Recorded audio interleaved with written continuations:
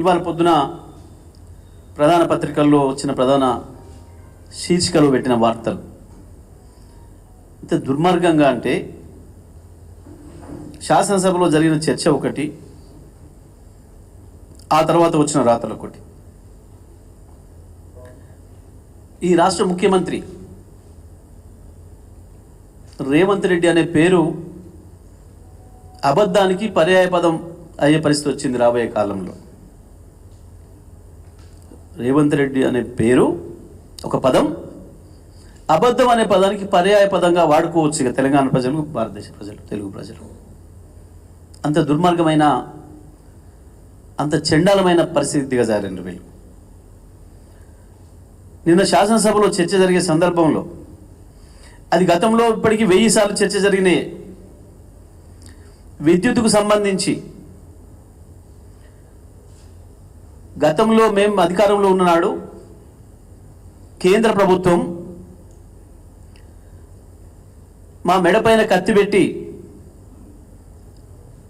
మీరు వ్యవసాయ పంపు సెట్లకు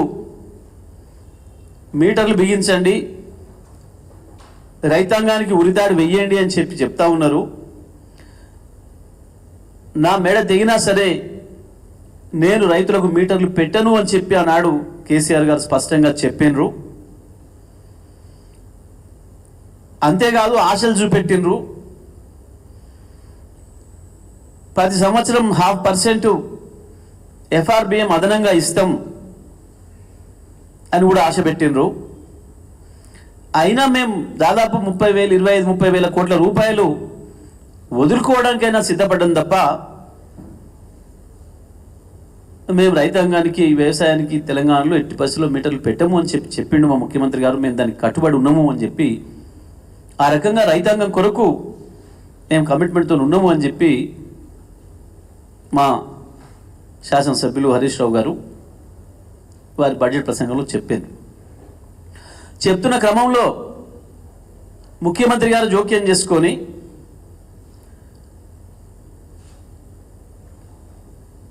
మీరు పెద్ద పోజులు కొడుతున్నారు, మీరేందో త్యాగం చేసినాం, మీరేందో పోరాటం చేసినాం మాట్లాడుతున్నారు. కానీ అది నిజం కాదు. మీరు ఆల్రెడీ ఒప్పుకున్నారు. 2017లోనే మోడీ గారు, కేసీఆర్ గారు ఇద్దరు కలిసి సంతకాలు మార్చుకున్నారు, సంతకాలు పెట్టుకున్నారు అని చెప్పి శాసనసభను, రాష్ట్ర ప్రజల్ని తప్పుదో పట్టించే ప్రయత్నం చేసిండు, ప్రజల్ని మోసగిచ్చే ప్రయత్నం చేసిండు.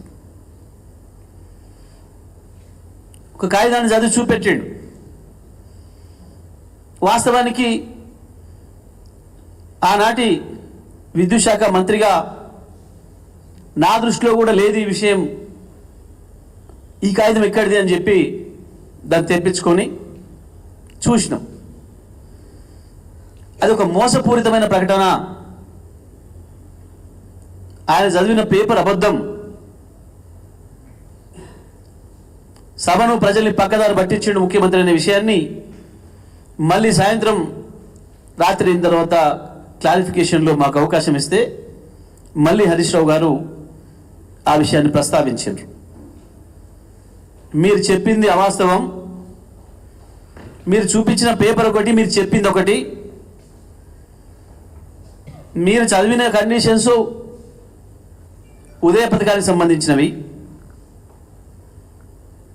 కానీ కేంద్ర మంత్రి రాసిన ఉత్తరం అని చెప్పి రెడీ చూపించిన తర్వాత కూడా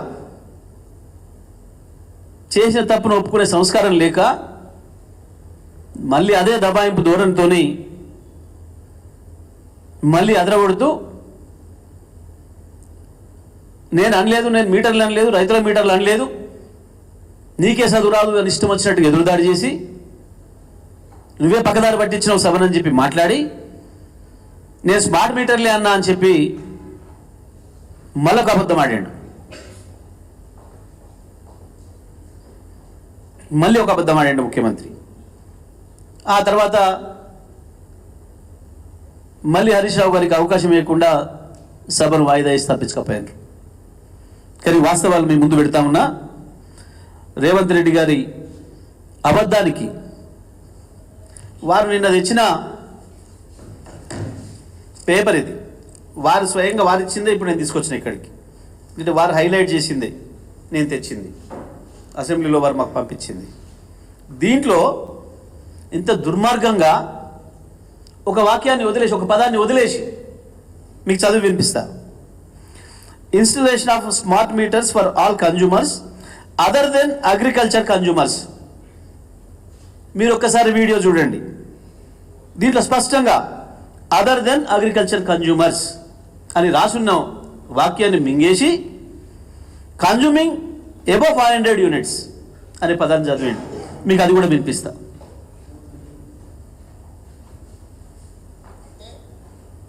డిస్ట్రిబ్యూషన్ ట్రాన్స్ఫార్మర్స్ దగ్గర జనవరి 4 తారీఖు నాడు ఒప్పందం చేసుకొని ఏం చెప్పిందంటే జూన్ 30 తారీఖు లోపల, అంటే దాదాపు 6 నెలల లోపల డిస్ట్రిబ్యూషన్ ట్రాన్స్ఫార్మర్స్ దగ్గర 100% మేము మీటర్లు బిగిస్తామన్నారు. అదేవిధంగా 500 యూనిట్లు కానీ 200 యూనిట్లు వాడుకునే వాళ్లకు 31 డిసెంబర్ 2018, అదేవిధంగా 31 డిసెంబర్ 2019, అంటే 100% గృహ వినియోగదారులకు, అదేవిధంగా వ్యవసాయపు డిస్ట్రిబ్యూషన్స్ ఉన్న దగ్గర మేము మీటర్లు పెడతామని ఒప్పందాలు చేసి సంతకాలు చేశారు అధ్యక్ష. ఈ సంతకం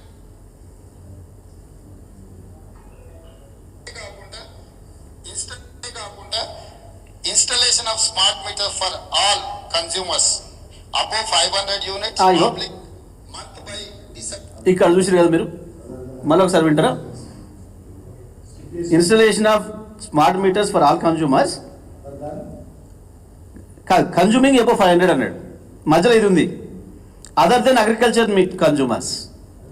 దీన్ని కావాలని మింగేసి ఒక మామూలు పరీక్షలో పాస్ అవుతానో ఫెయిల్ అవుతానో అని భయపడి ఎవడన్నా కాపీ కొట్టేవాడు కూడా ఇంతకంటే దరిద్రంగా పనిచేయడు.